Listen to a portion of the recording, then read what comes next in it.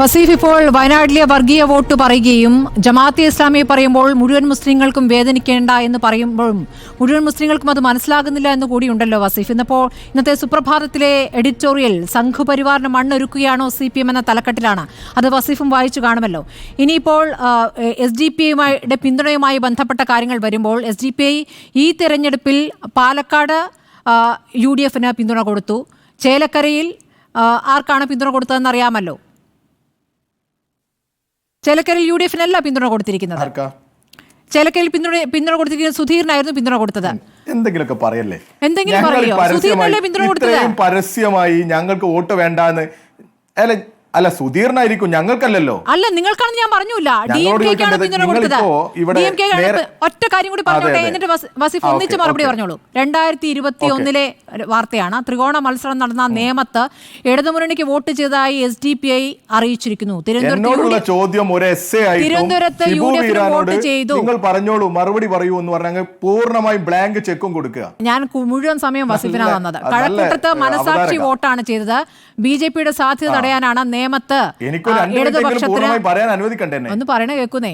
നേമത്ത് ഇടതിനെയും തിരുവനന്തപുരത്ത് UDFനെയും പിന്തുണച്ചതെന്ന് ജില്ലാ പ്രസിഡന്റ് സിയാദ് കണ്ടള മാധ്യമങ്ങളോട് പറഞ്ഞപ്പോൾ നിങ്ങൾക്ക് 2021 കിട്ടിയ SDPI പിന്തുണ ഇനി പറഞ്ഞോളൂ.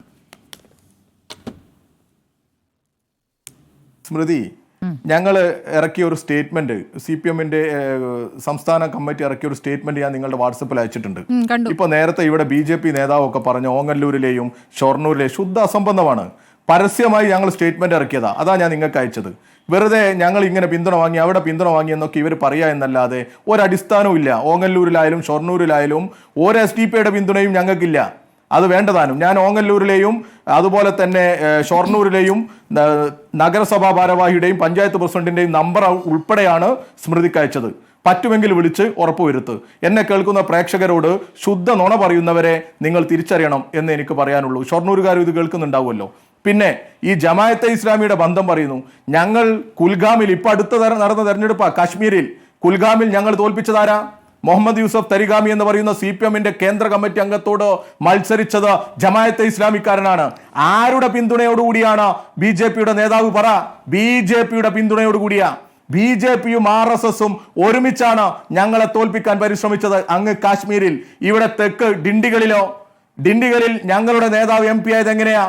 SDPIക്കാരനെ ഉൾപ്പെടെ പരാജയപ്പെടുത്തിയിട്ടാ. നിങ്ങൾ എല്ലാവരും കൂടി, എല്ലാ വർഗീയവാദികളും, ന്യൂനപക്ഷമാകട്ടെ തീവ്രവാദികളാവട്ടെ, ഭൂരിപക്ഷ വർഗീയവാദികളാവട്ടെ തീവ്രവാദികളാവട്ടെ, അവരെല്ലാം ഒരുമിച്ച് നിന്നുകൊണ്ടാണ് ഞങ്ങളെ തോൽപ്പിക്കുന്നത്. പിന്നെ ഇപ്പൊ ഇവിടെ സാമ്പാർ ഉണ്ടാക്കുന്നതിനെ കുറിച്ച് പറയുന്നു. മുസ്ലിം ലീഗ് ചെയ്യുന്നത് എന്താ? നല്ല പോത്ത് ബിരിയാണി ഉണ്ടാക്കുക. അതിലെ പോത്താണ് മുസ്ലിം ലീഗ്, അതിലെ എന്താ നെയ്യാണ് SDPI, അതിലെ അരിയാണ് ജമാഅത്തെ ഇസ്ലാമി. എന്നിട്ട് ഒരുമിച്ച് ഉണ്ടാക്കിയിട്ട് ആർക്കാ തിന്നാൻ കൊടുക്കുന്നത്? ഈ കോൺഗ്രസിന്. കേട്ടോ, നിങ്ങൾ ഞങ്ങളെ സാമ്പാർ ഉണ്ടാക്കാൻ പഠിപ്പിക്കണ്ട. അതുകൊണ്ട് നിങ്ങളാണ് ഇവിടെ അപകടകരമായ രാഷ്ട്രീയം മുന്നോട്ട് വെക്കുന്നത്. ഇവിടെ സകല മുന്നണികളും ഉണ്ടാക്കി SDPIയുമായിട്ട് ചർച്ച നടത്തി. കൊണ്ടോട്ടിയിൽ ആ ഹോട്ടലിൽ നിന്ന് ചർച്ച നടത്തിയത് ആരുമായിട്ടായിരുന്നു? നിങ്ങളുടെ നേതാക്കന്മാരല്ലേ ചർച്ച നടത്തിയത്? ഈ നാട്ടിലാകെ കണ്ടതല്ലേ മുസ്ലിം ലീഗ് നേതാക്കന്മാർ ഇവരുമായി ചർച്ച നടത്തിയെന്ന്. പിന്നെ നിങ്ങൾ പറഞ്ഞു ഈ സുപ്രഭാതത്തിൽ വന്ന വാർത്ത. സുപ്രഭാതമൊക്കെ നിങ്ങളിപ്പോ നാട്ടിലൊന്നല്ലേ ജീവിക്കുന്നത്? സുപ്രഭാതത്തിനെയൊക്കെ വരിഞ്ഞു മുറുക്കിയിരിക്കുക. സുപ്രഭാതം എന്ന് പറയുന്നത് സമസ്ത സുന്നിയുടെ ഒരു പത്രമാണ്. ആ പത്രത്തെ അവരുടെ സ്വതന്ത്ര നിലപാടിനെയെല്ലാം ഇപ്പൊ മുസ്ലിം ലീഗ് അങ്ങ് വരിഞ്ഞു മുറുക്കിയിരിക്കുക, ഭീഷണിപ്പെടുത്തിയിരിക്കുക, അങ്ങ് ഒതുക്കിയിരിക്കുക. അവര് പോലും ഇവർക്കെതിരെ നിലപാട് പറഞ്ഞു. സ്മൃതി, എനിക്ക് ചോദിക്കാനുള്ളത്, ഈ മുസ്ലിം ലീഗിന്റെ അഭിപ്രായം എന്താ? മുനമ്പം വിഷയത്തിൽ VD സതീശനോടൊപ്പമാണ് ഇവരുടെ നിലപാട്? ആണോ? ബാബരി മസ്ജിദ് തകർത്തത് ജാംഭവാന്റെ കാലത്ത് അതിനെക്കുറിച്ച് പറയേണ്ടതില്ല എന്ന് പറഞ്ഞ സുധാകരന്റെ നിലപാടിനോടൊപ്പമാണ് ഇവരുടെ നിലപാട്?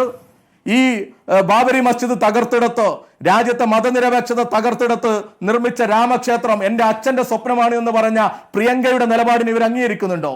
അവിടേക്ക് വെള്ളി ഇഷ്ടിക കൊടുത്തയച്ചത് ഇവർ അംഗീകരിക്കുന്നുണ്ടോ? എന്താ ഈ വസീഫ് പറയുന്നത്? നിങ്ങൾ ഈ ഇന്ത്യ മുന്നണിയുടെ ഭാഗമായി നിന്നിട്ട് ഈ വർത്തമാനം ഇനി പറയുന്നത് അബദ്ധം അങ്ങ് വരിച്ച് കളയും. എന്തിനാണ് ഇങ്ങനെ സംസാരിക്കുന്നത്? അല്ല വസീഫ്, ഒരു മിനിറ്റ്. അല്ലല്ല, പഴയ വർഷങ്ങളിലേക്ക് പോകുമ്പോഴാണ് വസീഫിന് വിഷമം.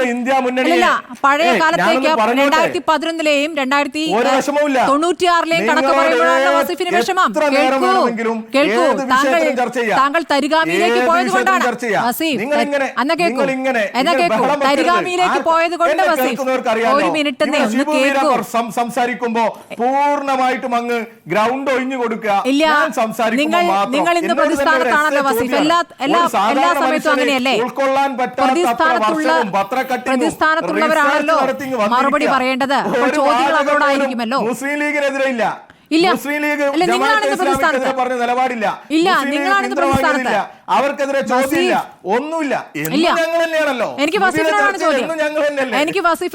ചോദ്യം. സമയം തരണ്ടേ?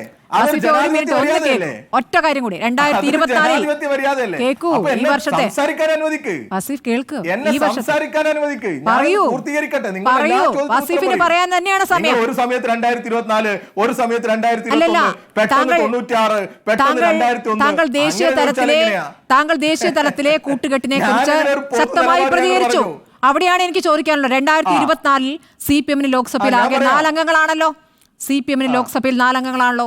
ഇതിൽ തമിഴ്നാട്ടിൽ നിന്നുള്ള 2 പേരും രാജസ്ഥാനിൽ ഒരാളും ജമാഅത്തിന്റെ പിന്തുണയിൽ കൂടി ജയിച്ചവരാണ് കേട്ടോ. ജമാഅത്തെ പിന്തുണയിൽ ജയിച്ചവരാണ്. എനിക്കറിയാം, ഞാൻ അങ്ങോട്ട് പറയാം, വെറുതെ ആ സമയം കൂടി കളയണ്ട.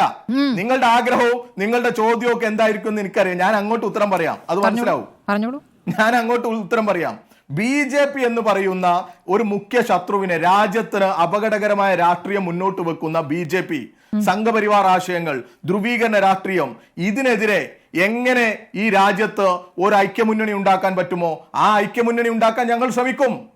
BJP ശക്തിയായി വരുന്ന സ്ഥലങ്ങളിൽ BJPയെ തകർക്കാൻ ആവശ്യമായ സകല പരിപാടികളും ഞങ്ങൾ സ്വീകരിക്കും. അങ്ങനെ BJPയെ തകർക്കാൻ ആവശ്യമായ ഒരു കാര്യമാണോ ഇപ്പോൾ ഇവിടെ നിങ്ങൾ നടത്തിക്കൊണ്ടിരിക്കുന്നത് വസീഫ്? നോക്കൂ, കഴിഞ്ഞ തെരഞ്ഞെടുപ്പിൽ വയനാട്ടിൽ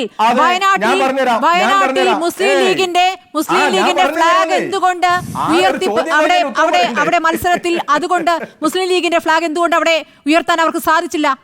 എന്തായിരുന്നു അമിത്ഷാ ഡൽഹിയിൽ പറഞ്ഞത്? അതിനുശേഷം നിങ്ങൾ കഴിഞ്ഞ തെരഞ്ഞെടുപ്പായപ്പോഴേക്കും എന്തുകൊണ്ടാണ് ലീഗിന്റെ കൊടി എവിടെ എന്ന് ചോദിച്ച് നിങ്ങൾക്ക് ആ കൊടി കാണിച്ച് അവിടെ അമിത്ഷായ്ക്ക് പറയാൻ സാഹചര്യം ഉണ്ടാക്കണമെന്നൊരു ആഗ്രഹം നിങ്ങൾക്കുണ്ടായി. നിങ്ങൾ അവിടെയും ആരെയാണ് സഹായിച്ചത് വസീഫ്? നിങ്ങൾ ആരെയാണ് സഹായിച്ചുകൊണ്ടിരിക്കുന്നത് ഇപ്പോൾ?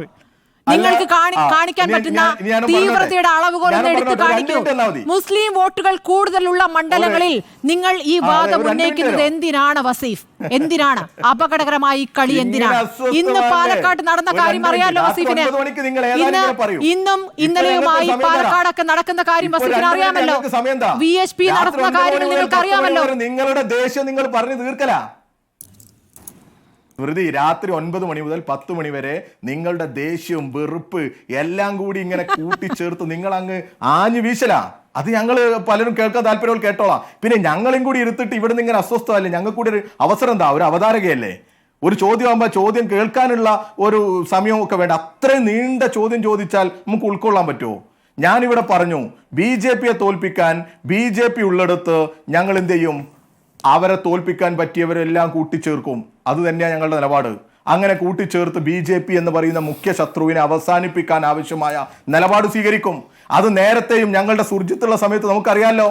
വാജ്പേയിയുടെ കാലത്ത് ഞങ്ങൾക്ക് എണ്ണത്തിൽ കൂടുതൽ MP-മാരുള്ള സമയത്തും നിരുപാധിക പിന്തുണ കൊടുത്തതാ. ഈ മുസ്ലിം ലീഗിനെ പോലെ 5ാം മന്ത്രിയും 6ാം മന്ത്രിയും ചോദിച്ച് കെഞ്ചിയിട്ടൊന്നുമില്ല. നിരുപാധിക പിന്തുണ കൊടുത്ത് BJP അകറ്റി നിർത്തിയ പാരമ്പര്യമുള്ളവരാ ഞങ്ങള്. അത് ഇനിയും ചെയ്തുകൊണ്ടേയിരിക്കും. എന്നാൽ ഇവിടെ ഈ കേരളത്തിനകത്ത് ഈ SDPI-യെയും ജമാഅത്തെ ഇസ്ലാമിയെയും കാണിച്ച് വളരാൻ വെമ്പൽ കൊള്ളുന്ന RSS ഉണ്ട്, BJP ഉണ്ട്. അതിന് അവസരം ഉണ്ടാക്കി കൊടുക്കരുത് ഈ മുസ്ലിം ലീഗും കോൺഗ്രസും എന്നേ ഞങ്ങൾ പറഞ്ഞുള്ളൂ. ഈ പ്രശ്നം തീർന്നു. കോൺഗ്രസ് മുസ്ലിം ലീഗും ഒറ്റ വാക്കിൽ ഉത്തരം പറയട്ടെ, അല്ലെങ്കിൽ അവരങ്ങ് പ്രഖ്യാപിക്കട്ടെ ഞങ്ങൾക്ക് SDPI-യുടെയും ജമാഅത്തെ ഇസ്ലാമിയുടെയും പിന്തുണ വേണ്ട. അവർ ഈ സമൂഹത്തിൽ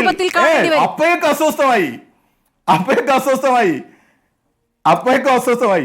അതുകൊണ്ട് ഞാനൊന്ന് പറഞ്ഞോട്ടെ, ഈ കേരളത്തിനകത്ത് നമുക്ക് എന്തിനാ ഇങ്ങനെയുള്ള വർഗീയവാദികള്? UDF-ന് ഇപ്പോ ഇവർ 4 ലക്ഷം എന്നൊക്കെ പറയുന്നുണ്ട്. ആ 4 ലക്ഷത്തിനകത്ത് എന്തിനാണ് പിന്നെ അവർക്കൊന്ന് പറഞ്ഞൂടെ? അവർക്ക് അങ്ങ് പ്രഖ്യാപിച്ചൂടെ ഞങ്ങൾക്ക് ഈ ഒരു മത തീവ്രവാദികളുടെയും വോട്ട് വേണ്ടാന്ന്? പിന്നെ നിങ്ങൾ പറഞ്ഞു മുസ്ലിം ലീഗിന്റെ കൊടി പോലും അവർ ഉപേക്ഷിച്ചു എന്ന്.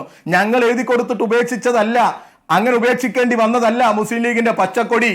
അത് രാഹുൽ ഗാന്ധിയുടെ മനസ്സിൽ കട്ട പിടിച്ചിട്ടുള്ള മുസ്ലിം വിരുദ്ധത അങ്ങനെയാണോ അതിനെ തന്നെയാണ്. മനസ്സിലാക്കിയത്? അവരുടെ മനസ്സിലുള്ള ഇസ്ലാമോഫോബിയയാണ്. രാജ്യത്തെ എന്നെന്താ നിങ്ങൾ രാഷ്ട്രീയ പറയാത്തത്? സാഹചര്യം അതെന്താ നിങ്ങൾ പറയാത്തത്? വിഷലിപ്തമായി എന്ന് അത് നിങ്ങൾക്ക് പറയാൻ പറ്റില്ല.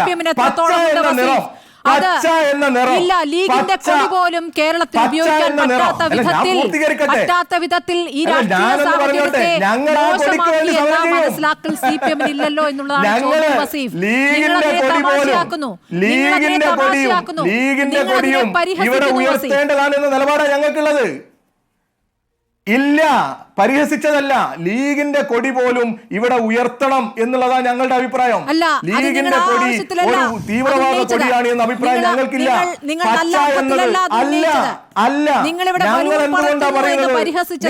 ഞങ്ങൾ പറയാത്തത് പറയുന്നത് നല്ല അർത്ഥത്തിലല്ല വസീഫ്. അല്ല, പരിഹസിച്ചതല്ല. ഞങ്ങൾ പറഞ്ഞതെന്താ? പച്ച എന്നത് ഞങ്ങളൊക്കെ ഞങ്ങൾ കാണുമ്പോൾ ഞങ്ങൾക്ക് അസ്വസ്ഥമാകും. അത് അസ്വസ്ഥമാകുന്നത് രാഹുൽ ഗാന്ധിക്കേ ഉള്ളൂ, അത് കോൺഗ്രസിനേ ഉള്ളൂ, ഞങ്ങൾക്കില്ല. നിങ്ങൾക്ക് സാധിച്ചിട്ടില്ല എന്നുള്ളത് കൊണ്ടാണ് ഇന്ന് ഇങ്ങനെ. അല്ല, ഞാൻ പറയട്ടെ, പച്ചക്കൊടിയെ ഞങ്ങളല്ല, പച്ചക്കൊടിയെ ഞങ്ങളാണോ നിരോധിച്ചത്? ഞങ്ങൾ പച്ച നിറം കാണുമ്പോ അസ്വസ്ഥരാവുന്നവരല്ല, പച്ചക്കൊടി ഉയർത്താൻ പാടില്ല എന്ന് പറയുന്നവരല്ല ഞങ്ങൾ. അങ്ങനെ പറഞ്ഞത് രാഹുൽ ഗാന്ധിയാണ്. ഞങ്ങളുടെ അപേക്ഷയിന്മേലല്ല. രാഹുൽ ഗാന്ധിയുടെ മനസ്സിൽ അങ്ങനെ ഒന്ന് കട്ട പിടിച്ചു നിൽക്കുന്നുണ്ട്. അങ്ങനെ കട്ട പിടിച്ചു നിൽക്കുന്നുണ്ട്. പച്ചക്കൊടി തീവ്രവാദികളുടെ കൊടിയാണ് എന്നുള്ളത് അതുകൊണ്ടാ.